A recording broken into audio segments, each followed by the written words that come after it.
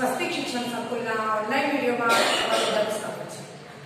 વિદ્યાર્થી મિત્રો, આપણે કરી રહ્યા છીએ યુનિટ 5 હેલ્પિંગ હેન્ડ્સ અને એનો આજે આપણે પ્રકરણનો પાર્ટ 4 જોવાના છીએ। અત્યાર સુધી આપણે લોકોએ એક્ટિવિટી સાથે પાર્ટ 1 2 3 નો અભ્યાસ કર્યો છે। આજે આપણે લેવાના છીએ પાર્ટ 4 અને એ 4 પાર્ટમાં છે એક્ટિવિટી 2E।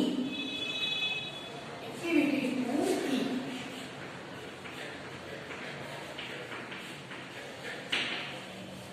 એમાં છે E સુધીનું આપણે કરી લીધું। હવે E માં જો નીચેના વાક્યો સાંભળો, વાક્યો સાથેના પ્રશ્નો માટે yes I can અથવા no I can't એમ જવાબ લખવાનો છે। એટલે કે વિદ્યાર્થી મિત્રો, અહીં તમને થોડા પ્રશ્નો પૂછવામાં આવ્યા છે।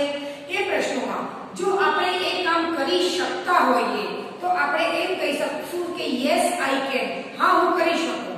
અને જો એ કામ આપણે ના કરી શકતા હોઈએ તો આપણે એમાં જવાબ લખવાનો no I can't।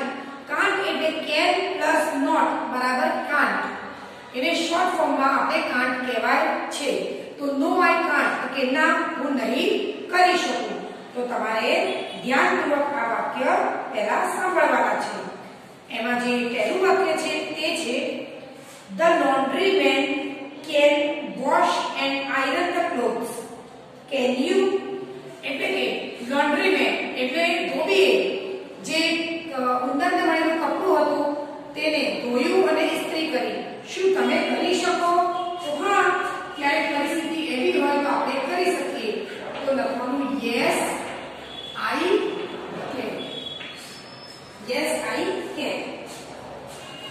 બીજું વાક્ય the tailor can measure, cut and stitch the clothes, can you ટેલરે જે ટોપી હતી તેનું માપ લીધું, તેને કાપી અને સીવી, તો શું તમે સીવી શકો?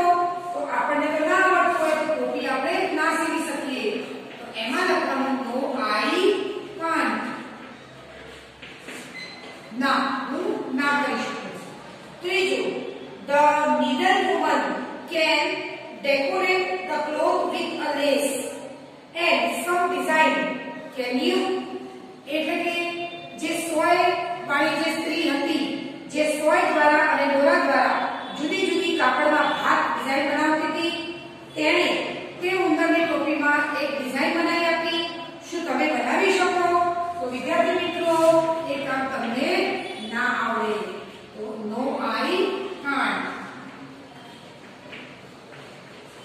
ચોથું the cricket team captain can bat, ball and field, can you એટલે કે ક્રિકેટ ટીમનો જે કેપ્ટન હતો તે બોલિંગ કરતો હતો, ફિલ્ડિંગ કરતો હતો અને બેટિંગ કરતો હતો, તો શું તમે કરી શકો?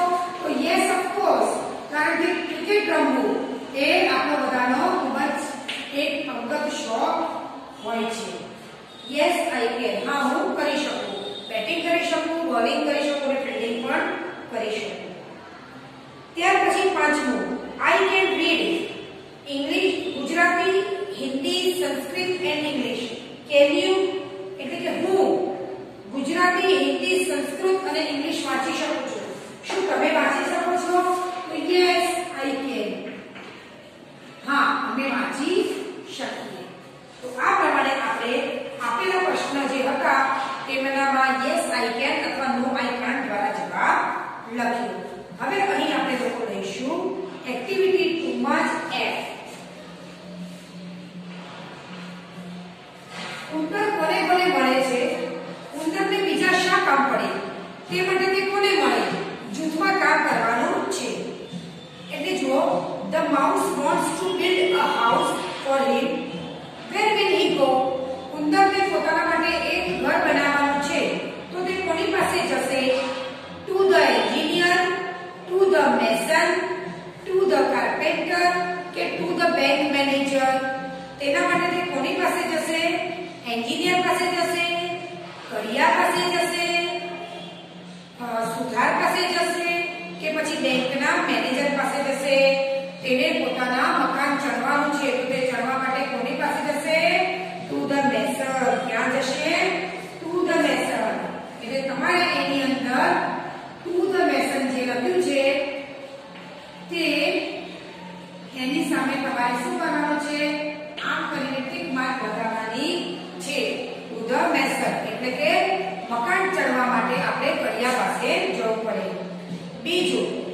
mouse wants to eat fruits. Where will he go? ઉંદરને ફ્રૂટ ખાવાની ઈચ્છા થઈ છે તો તે ક્યાં જશે? To the cook, to the fruit seller, to the grocer, કે to the utensil seller, કે to the મંડપવાલા. એ કોની પાસે જશે? cook એટલે રસોઈયા પાસે, fruit seller એટલે કે ફળ વેચવાવાળા પાસે, grocer એટલે કે ગાંધી કરિયાણાની જે દુકાન હોય એ પાસે જશે, utensil એટલે કે વાસણની દુકાનમાં જશે, કે પછી તે મંડપવાળા પાસે જશે. તો એ ક્યાં જશે? to the fruit seller, to the fruit seller એટલે કે તે ફળ ખાવાની ઈચ્છા થઈ છે તો જે વ્યક્તિ ફળ વેચતું હશે તેની પાસે ઉંદર જશે. પછી આ પ્રમાણે ત્રીજું તમારે લખવું છે. એવું લખવું: The mouse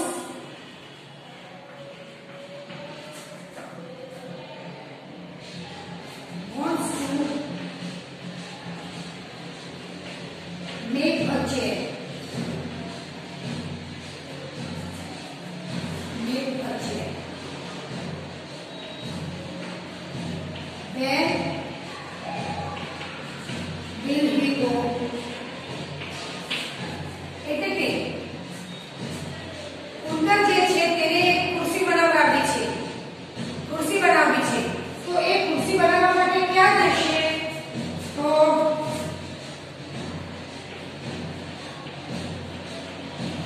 to the cobbler, to the potter,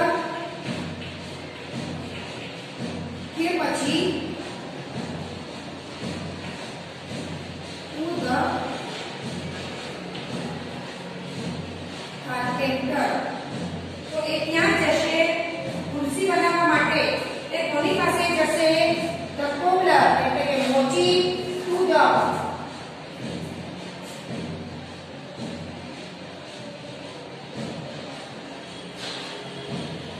potter એટલે કે કુંભાર પાસે જશે, મોચી પાસે જશે, કે પછી કાર્પેન્ટર એટલે કે સુથાર પાસે જશે. તો તે ખુરશી બનાવવા માટે કોની પાસે જશે? ખુરશી બનાવવા માટે તે જશે સુથાર પાસે. તો આપણે જોયું વિદ્યાર્થી મિત્રો કે જુદી જુદી પ્રવૃત્તિ માટે આપણે જુદા જુદા વ્યક્તિ પાસે જવું પડે છે. આપણે આપણા જીવનમાં જે આપણે જીવન જીવીએ છીએ તે દરમિયાન આપણે જુદી જુદી વસ્તુઓની જરૂર પડે છે, જુદા જુદા કામ પડે છે અને તે કામ માટે આપણે જુદા જુદા લોકોનો સંપર્ક કરવો પડે છે. આપણે જે કામ જે વ્યક્તિ કરતું હોય તેની પાસે જવું પડે છે અને એ ભલે એનું એ મહેનત કામ કરીને આપણને કામ કરી આપે છે પણ છતાં બી એ આપણી મદદ કરે છે. આથી જ તેમને આપણા મદદગાર એટલે કે આપણા અવર હેલ્પર્સ એમ કહેવામાં આવે છે. તો ઉંદરભાઈ પછી હવે આગળ વધીએ આપણે એક્ટિવિટી 4 તરફ.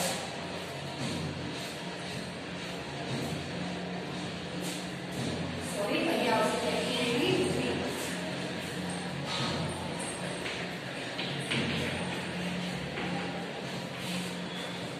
એક્ટિવિટી 3 આપણે જોઈશું. તો એક્ટિવિટી 3 માં નીચેના સંવાદો જે છે તે વાંચવાના છે અને સમજવાના છે. તો અહીં આગળ 1, 2 અને 3 સંવાદ આપેલા છે જે આપણે પહેલા વાંચીએ. સંવાદ નંબર 1 એમાં A અને B એમ બે જણની વચ્ચે સંવાદ અહીં લખવામાં આવેલો છે. A કહે છે, "Oops, my chappal stripe is broken. I need a new one." અરે મારી ચપ્પલની પટ્ટી તૂટી ગઈ તો હવે મારે નવીની જરૂર પડશે. તો B કહે છે, "You can repair your chappal. Visit a shoe mender." એટલે કે તું તારી ચપ્પલની પટ્ટી જે છે તેને રિપેરિંગ પણ કરાવી શકે છે. એટલે એક કામ કર, જે શૂ મેકર એટલે કે મોચી જે છે તેની મુલાકાત લે. પછી એને પૂછ્યું, "Will he stitch it like a new one?" શું કે તેને નવું હોય તે રીતે સીવી દેશે? તો બીએ કહ્યું, "Yes, he is very good shoe mender." હા, એ ખૂબ જ સારો ચપ્પલ સીવનાર છે અને આ જોડા ચપ્પલ સીવનારને આપણે મોચી તરીકે ઓળખીએ. x અને y ની વચ્ચે છે. x કહે છે હે are you going to the બજાર, એ તું બજારમાં જાય છે. તો y એ કહ્યું no I am going to the post office, ના હું પોસ્ટ ઓફિસ જઈ રહ્યો છું. તો x એ પૂછ્યું okay well will you bring a post card, તું પોસ્ટ કાર્ડ લાઈશ. તો y એ કહ્યું શ્યોર, હા કેમ નહીં. x એ કહ્યું થેન્ક્સ, એટલે કે તારો આભાર. હવે ત્રીજું m અને l વચ્ચે. m કહે છે please take this story book, કે ભાઈ આ સ્ટોરી બુક લે, વાર્તાની ચોપડી લે. તો m કહે છે ઓકે મે આઈ ઇશ્યુ અ ન્યુ બુક, તો શું હું તને બીજી નવી બુક આપી શકું. તો m એ કહ્યું yes issue this picture book and the rhyme book, હા મને એના બદલામાં તું એક ચિત્રની ચોપડી અને એક કવિતાની ચોપડી આપ. તો એને કહ્યું two books, well okay return them in 10 days, બે ચોપડી જોઈએ છે વાંધો નહીં, પણ એને મને 10 દિવસમાં પાછી આપજે. તો એને કહ્યું થેન્ક્સ આભાર, I will return them in 2 days, અરે હું તેને ફક્ત 2 દિવસમાં તને પાછી આપીશ. તો આ વિદ્યાર્થી મિત્રો આપણી લોકોની એક્ટિવિટી 3. તો એક્ટિવિટી 3 માં આપણે લખીશું સંવાદ માં આવતા નવા શબ્દો. એટલે કે અહીં આપણે તમારા લોકોએ સંવાદ તો લખવાનો જ છે 1 b અને c, 1 2 અને 3, પણ દરેક એક સંવાદ લખ્યા પછી પહેલા તમારે એક્ટિવિટી 4 માં સંવાદ નંબર a અને b ની વચ્ચે જે છે પહેલું લખવાનું છે, અને પછી એના પછી પહેલામાં આવતા નવા શબ્દો લખવાના છે. પછી તમારે બીજો સંવાદ લખવાનો અને બીજામાં આવતા નવા શબ્દો, પછી ત્રીજો સંવાદ અને ત્રીજામાં આવતા નવા શબ્દો.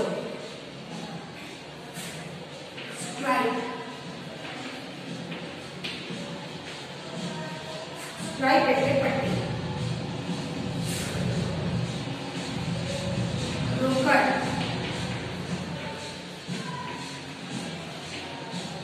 તૂટી ગઈ. સ્પીચ,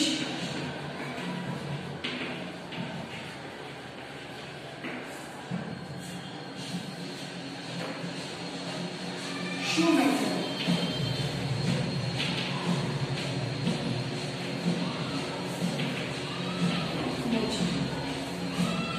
એવી જ રીતે હવે સંવાદ નંબર 2 તેની અંદર છે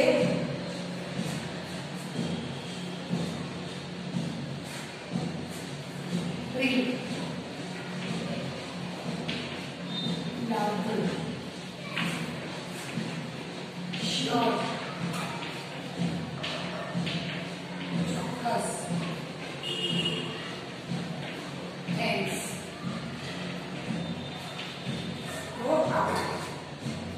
ત્યાર પછી ત્રીજું છે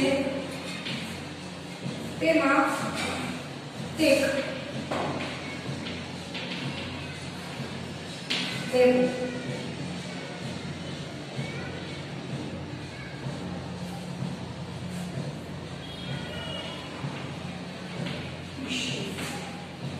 આપવું,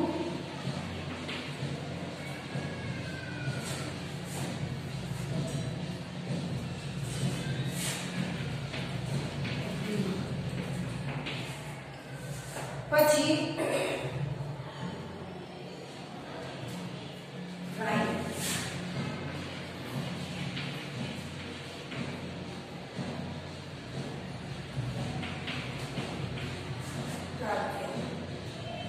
રિટર્ન,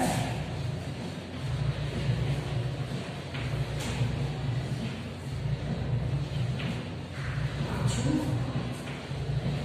કરવું. તો આ હતા 11 શબ્દો વિદ્યાર્થી મિત્રો. હવે આપણે અહીં આગળ કરીશું કે એક્ટિવિટી 4a. એક્ટિવિટી 4a આપણે લખીશું આગળ.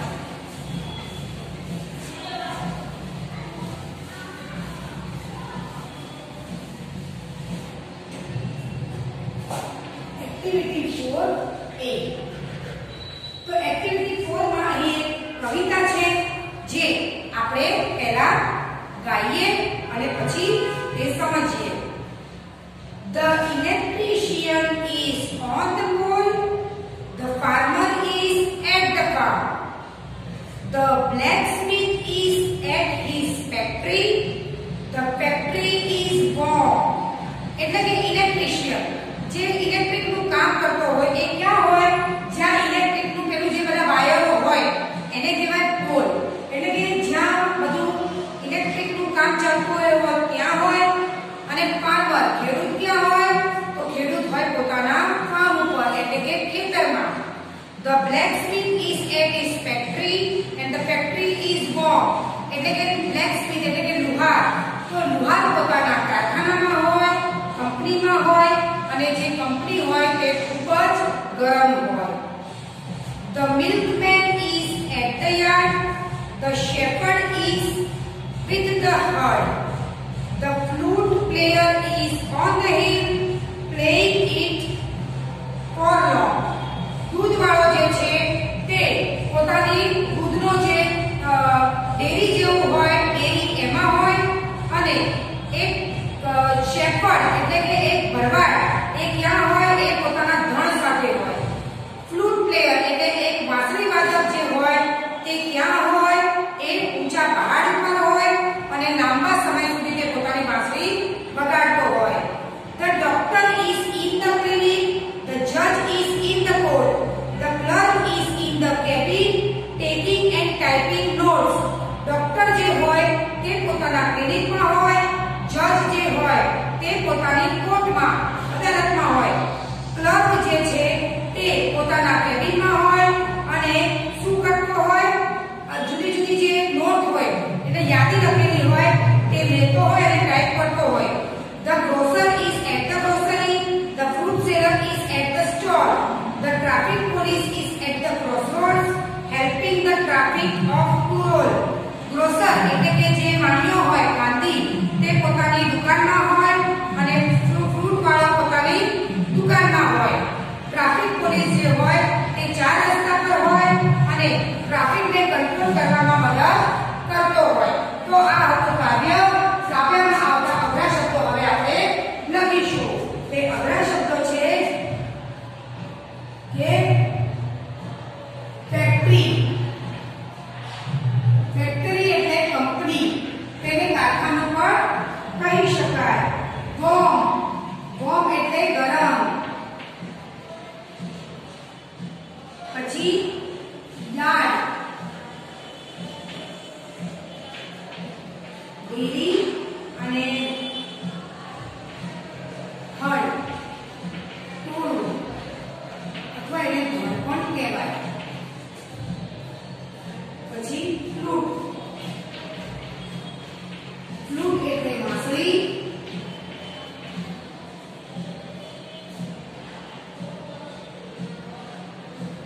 ક્લિનિક દવાખાનું.